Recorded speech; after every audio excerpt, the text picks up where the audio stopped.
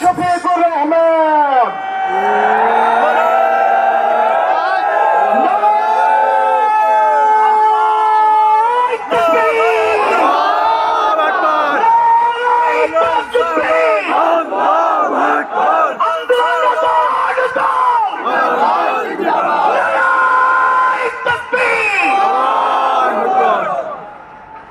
আসসালামু আলাইকুম ওয়া রাহমাতুল্লাহ। আসসালামু আলাইকুম ওয়া রাহমাতুল্লাহ।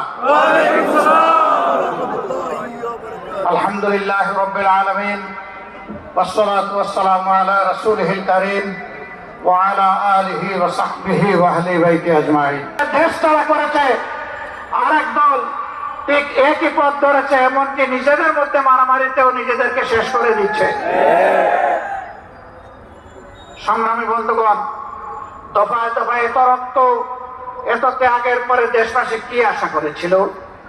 দেশবাসী আশা করেছিল অতীতের অপকর্মের যে পরিণতি, এটা থেকে শিক্ষা নিয়ে রাজনীতিবিদরা নতুন রাজনীতি শুরু করবেন। কিন্তু আমরা দুঃখের সাথে দেখতে পাচ্ছি একদল সেই পুরাতন ধারায় পড়ে আছে। তারা কোনো সংস্কারে রাজি না, তারা সনদ বাস্তবায়নে রাজি না, তারা গণভোটেও প্রথমে রাজি ছিল না, তারপরে ধাক্কাই ধুক্কাইয়া সেই গণভোট একদিনেই হতে হবে তা তারা বাধ্য করেছে সরকারকে। এখন আবার কোথাও কোথাও আমরা ক্ষীণ সুর শুনতে পাচ্ছি, যারা এতদিন নির্বাচনের জন্য নির্বাচন করে জনগণকে বেহুশ করে তুলেছিল, এখন তারা ভিন্ন সুরে কেউ কেউ কথা বলতে শুরু করেছে। এ লক্ষণ ভালো নয়।